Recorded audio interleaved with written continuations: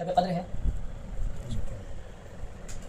حضرت صحابہ کرام رضی اللہ عنہم ان کی زندگی میں آخرت کی کامیابی سے بڑھ کر بلکہ آخرت کی کامیابی کے علاوہ کچھ تھا ہی نہیں.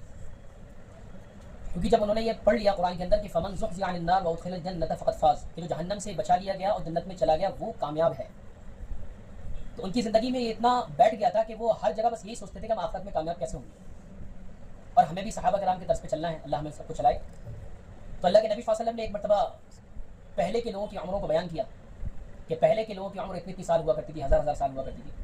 تو صحابہ کرام کو یہ فکر ہوئی کہ ان کی عمر اتنی زیادہ ہوا کرتی تھی تو ان کے اعمال بھی بہت زیادہ ہوں گے، اور ہماری عمریں ہوتی ہیں 100 کے اندر تو ہمارے اعمال بھی کم ہوں گے. تو پھر ایک سورت نازل ہوئی سورہ قدر، اس میں کیا کہا گیا کہ لیلۃ القدر خیر من الف شہر، کہ جو شب قدر کی رات ہے اس میں عمل کرنے کا جو ثواب ہے وہ 1000 راتوں کے برابر ہے. کمپنسیٹ کر دیا خیر من الف شہر، 1000 مہینوں کے، اچھا 1000 مہینوں کے برابر ہے، لیکن اس کو 1000 سال بھی بول سکتے ہیں، ہزاروں سال کے برابر ہے. جب یہ آیت نازل ہوئی تو صحابہ کرام کو بڑی تسلی ہوئی کہ ہم اس ایک رات کے اندر عبادت کر کے ہم 1000 مہینوں کے برابر عبادت کا ثواب پا لیں گے. اب ہاں اس کا جو کاؤنٹ جو بیان کیا گیا 83 سال بیان کیا گیا ہے، 83 سال اور کچھ دن کر کے. اب یہ جو رات تھی شب قدر کی، تو اللہ کے نبی صلی اللہ علیہ وسلم کو شروع میں تو یہ معلوم تھا کہ آخر میں کون سی رات ہے، لیکن یہ اس کی تعین، یہ کون سی رات ہوگی، 21 ہوگی، 23 ہوگی، 25 ہوگی، اس کی جو تعین تھی وہ بھلا دی گئی. اور اس کے پیچھے بھی ایک مقصد یہ تھا کہ تاکہ بندے تمام شب قدر کو برابر کی رات سمجھ کر ساری شب قدر میں جاگیں.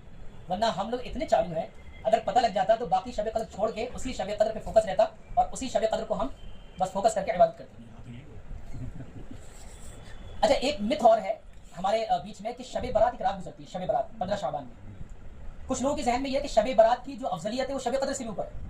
حالانکہ شب برات کے بارے میں خاص کوئی ڈیٹیل حدیثوں کے اندر، صحیح حدیثوں کے اندر نہیں ہے. اکا دکا ایک دو حدیثیں ہیں جس میں یہ بیان کیا گیا کہ اللہ کے نبی صلی اللہ علیہ وسلم نے فرمایا کہ اس رات میں اس طرح مغفرت کی جاتی ہے جیسا کہ بنو قلب کی بکریوں کے بال ہوتے ہیں، یعنی اتنی بے شمار مغفرت کی جاتی ہے، لیکن وہ بھی ضعیف حدیث میں آتی ہے. لیکن جب ہم شب قدر کی بات کرتے ہیں تو بالکل آتھینٹک حدیث کے اندر، قرآن کے اندر اس کی وضاحت موجود ہے. اور شب برات کے بارے میں مطلب میرے علاقے میں اللہ معاف اتنی خرافات و بدعت ہے کہ شب برات میں ایک الگ سے غسل ہوتا ہے. بیری کے پتے لے کے آتے ہیں، اس بیری کے پتوں کو جو ہے پانی میں بھگو کر پھر اس سے نہاتے ہیں، پھر نہا کے جو ہے وہ عشاء کی نماز پڑھتے ہیں، پھر قبرستان جاتے ہیں، پھر پتہ نہیں کیا کیا کرتے ہیں، اور صبح بالکل ٹینشن فری جاتے ہیں کہ مغفرت ہو گئی ہماری بھی اور جتنے پرکھے ہمارے گئے ہیں سب کی ہو گئی، اب آگے نماز نہیں پڑھنی، کچھ نہیں کرنا ہے. یہ صرف ایک چیزیں ہمارے لوگوں نے آسانی کے لیے کہ قریب تم ہو جاؤ آسانی کے لیے دی تھی، اب وہ ہم نے اصل بنا لی اور اس کے اوپر ہم لڑنے بھی لگے کہ نہیں شب برات کا روزہ، شب برات کی رات، اور یہ پوری راتوں میں مسلمان لڑکے جو ہے وہ بائک لے کے گھومتے پھرتے ہیں اور رات جاگ رہے ہیں. حقیقت اس کی شب قدر کی ہے. اور شب برات کے بارے میں جو یہ ہے کہ بھائی اس رات میں فیصلے ہوتے ہیں تو یہ ہوتے ہیں، کچھ نہیں ہوتا.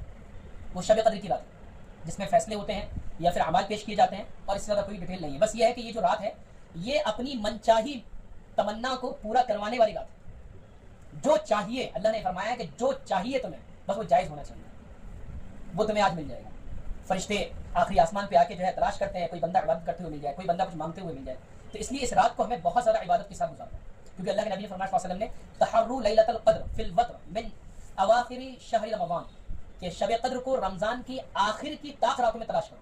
تو اس لیے ہمیں ساری شب قدر کی برابر کے ساتھ کیا کرنی ہے، احترام کرنا ہے اور اس میں عبادت کرنی ہے. اور پھر وہی والی بات، عبادت کم ہو چلے گا.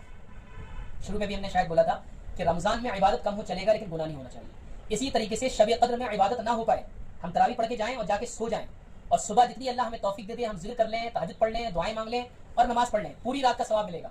لیکن اپنے آپ کو ایسے کر کر کے جگانا، ایسے ایسے بیٹھے ملیں گے آج مسجد کے اندر، اونگ رہے ہوں گے.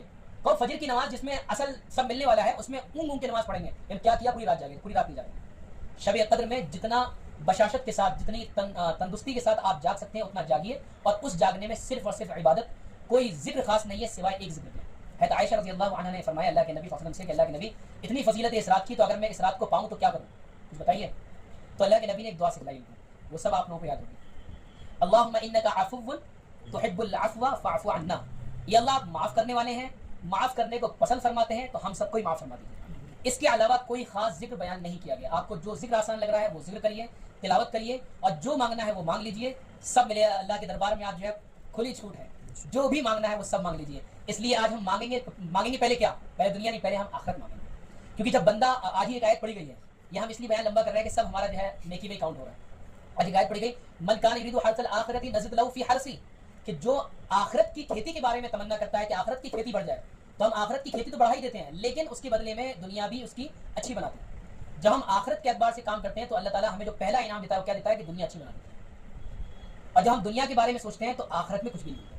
اس لیے سب سے پہلے اللہ سے جو ہمیں مانگنا ہے وہ آخرت کی کامیابی مانگنی ہے، تو انشاءاللہ اللہ تعالیٰ دنیا کی کامیابی تو ہمیں دے ہی دیں گے. اس کے علاوہ ایک بزرگ کا ایک عمل لکھا ہوا ہے کہ زکوٰۃ تو ہم دیتے ہی دیتے ہیں، لیکن ان طاق راتوں میں ہم کچھ نہ کچھ الگ سے صدقہ کریں. 5 روپے ہو، 10 روپے ہو، 20 روپے ہو، زکوٰۃ کے علاوہ اس رات کی فضیلت کے طور پہ ہم کچھ نہ کچھ الگ سے صدقہ کریں تاکہ مالی عبادت پوری ہو جائے.